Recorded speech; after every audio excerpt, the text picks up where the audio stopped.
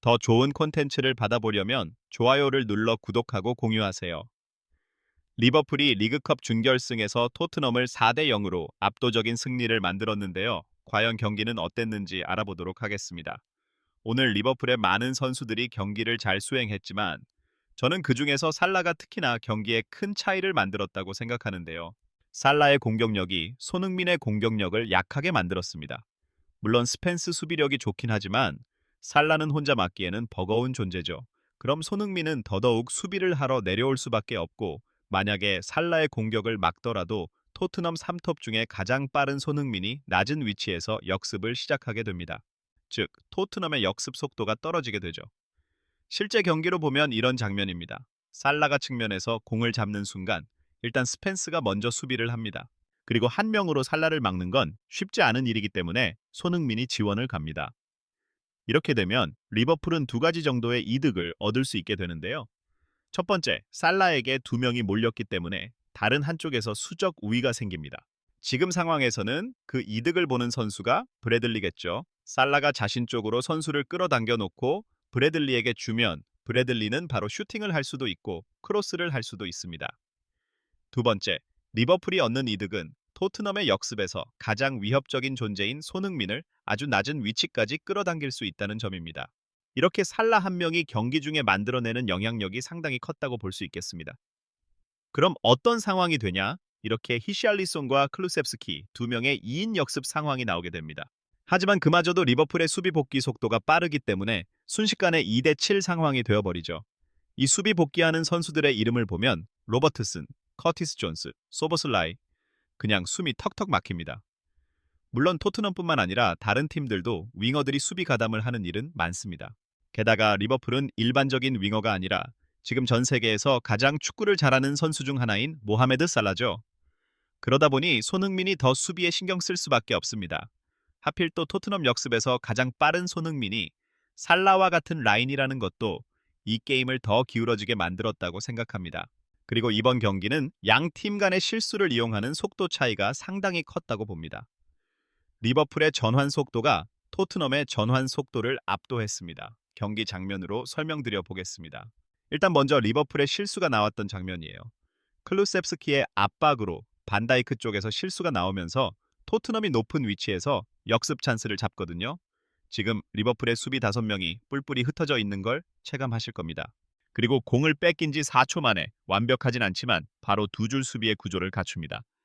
약간은 임시 방편이 되었지만 두 줄의 형태를 갖추고 일단은 가운데 쪽에 수비를 강화하면서 나머지 선수들의 복귀를 기다립니다. 이런 수비 전환 속도가 리버풀이 상당히 빨랐죠. 또 거기에 토트넘은 역습 시 다이렉트 패스의 빈도가 매우 적었습니다. 지금도 사르가 벤탄쿠르에게 패스를 보냈습니다. 그때 사실 스펜스에게 검정색 화살표처럼 바로 내줄 수 있는 타이밍이 있었거든요.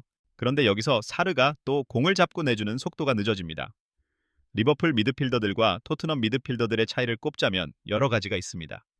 있겠지만 제가 오늘 경기에서 눈에 띄었던 건 토트넘 선수들이 잡지 않고 주는 패스가 적었다는 점입니다. 한 번씩 잡으면서 템포가 조금씩 끊기는 느낌이 있었다고 보면 될 것 같습니다. 토트넘이 수비할 땐 어떤 현상이 벌어질까요? 비수마가 역습을 나가다가 패스 미스, 프라임베르가 살라에게 패스를 줍니다. 살라가 이 공을 잡고 두 명이 붙었는데도 불구하고 발 바깥쪽으로 크로스를 넣습니다. 이 공은 제대로 처리되지 않고 코디 학포 쪽으로 흐르고 학포가 깔끔한 득점을 합니다. 그리고 또 다른 토트넘의 실수 장면입니다. 벤 데이비스가 압박당하는 상황에서 패스를 하다가 크라벤베르가 이걸 커팅합니다. 그런데 이 공이 워낙 셌기 때문에 높게 갔다가 바닥 쪽으로 떨어집니다. 여기서 살라의 터치가 진짜 정신이 나갔습니다. 사실 이 공이 떠서 오기 때문에 안정적인 선택은 옆쪽에 있는 소보슬라이에게 편하게 인사이드로 돌려주는 거겠죠. 그리고 스펜스도 그 가능성을 생각해야 했기 때문에 살라에게 적극적으로 도전하지 못했고요. 살라는 이걸 이용해서 발 바깥쪽으로 빈 공간에 공을 떨어뜨려 놓습니다. 진짜 이런 게 축구를 잘하는 거고요. 이런 게 클래스죠. 그리고 왜 살라가 발롱도르 영순인지 보여주는 장면이라고 생각합니다. 그리고 여기서도 살라가 왼쪽으로 고개를 한번 돌려 눈에 띄는 걸 보고 오른발로 패스를 넣으면서 토트넘은 실점을 하며 합계 점수에서 밀리게 됩니다. 처음 토트넘의 두 개의 실점 장면이 모두 토트넘의 실수에서 나온 것이고요. 실수를 한다고 해서 상대팀이 무조건 골을 넣는 건 아닙니다. 하지만 리버풀은 달랐죠. 실수의 대가가 다른 팀에 비해서 훨씬 더 컸습니다. 이걸 쉽게 말하면 뭘까요? 토트넘은 경기 내내 실수가 극도로 적어야 하고 그 자체가 상당히 불합리한 게임인 거죠. 그리고 그 중심에 모하메드 살라가 있었습니다. 이 결정적인 두 골이 모두 살라의 발끝에서 시작됐습니다.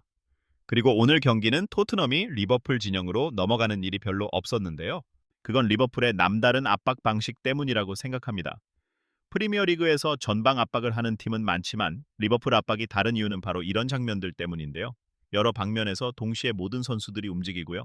특히 계속해서 샌드위치 구조를 만듭니다. 그리고 이 구조를 만드는 속도가 상당히 빠르다고 생각했습니다. 결국엔 측면까지 몰아내서 공을 빼앗는 상황까지 나오는데요. 양 팀이 사용할 수 있는 운동장의 크기는 같습니다. 하지만 리버풀은 계속해서 토트넘에게 압박을 가하면서 토트넘의 운동장 크기를 극한으로 줄여나갔습니다. 이런 걸 뚫을 수 있는 방법이 뭘까요? 토트넘의 선수 중 뛰어난 개인 능력을 가진 선수가 탈압박을 해서 뚫거나 아니면 탈압박을 하는 시스템이 조직적으로 잘 갖춰져 있어서 간결한 패스로 뚫는 겁니다. 하지만 이런 방식으로 어려움을 겪고 있는 건 토트넘뿐만이 아닐 거예요.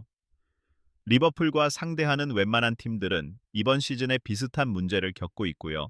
그래서 리버풀이 강하다는 평가를 듣고 있는 것 같습니다.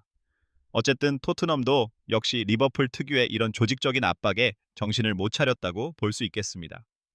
그리고 토트넘은 그 이후에 두 개의 추가 실점을 더하면서 4대 0으로 패배하게 됩니다. 사실 제 개인적인 생각은 오늘 경기는 단순한 머리 싸움, 전술 싸움, 축구적인 요소에서 진 게 아니라 리버풀이 누적해온 시간과 토트넘이 누적해온 시간, 즉 양팀의 시간의 밀도가 달랐다고 생각합니다. 어떻게 보면 토트넘과 리버풀 모두 챔피언스 리그와 유로파 리그를 병행하고 있고 FA컵도 살아있으며 리그컵도 오늘 경기 이전까진 똑같이 치르고 있었죠. 그리고 리그 경기도 진행 중입니다. 하지만 아르네 슬롯 감독은 선수 관리를 잘하면서 핵심 선수의 부상을 방지했고 그렇게 좋은 성적으로 여기까지 온 것 같습니다. 반면 토트넘은 주전급 핵심 선수들이 줄부상을 당한 데다가 오늘 새로 영입한 선수들이 투입되면서 조직력이 완전할 수 없었습니다. 게다가 리버풀의 홈 경기였죠. 결국 어떤 팀이 실수를 하고 어떤 팀이 실수를 하지 않는가. 이 차이를 저는 다른 단어로 표현하면 실력 차이라고 생각하거든요. 오늘 경기는 냉정하게 봤을 때 리버풀과 토트넘의 실력 차이가 상당히 많이 나는 경기였다고 생각합니다. 리버풀의 강력함을 다시 한번 느낄 수 있는 경기였던 것 같습니다. 오늘 영상은 여기까지고요. 좋은 하루 보내세. 이 영상이 마음에 드시나요? 좋아요, 구독, 공유를 눌러 저희를 지원해 주세요.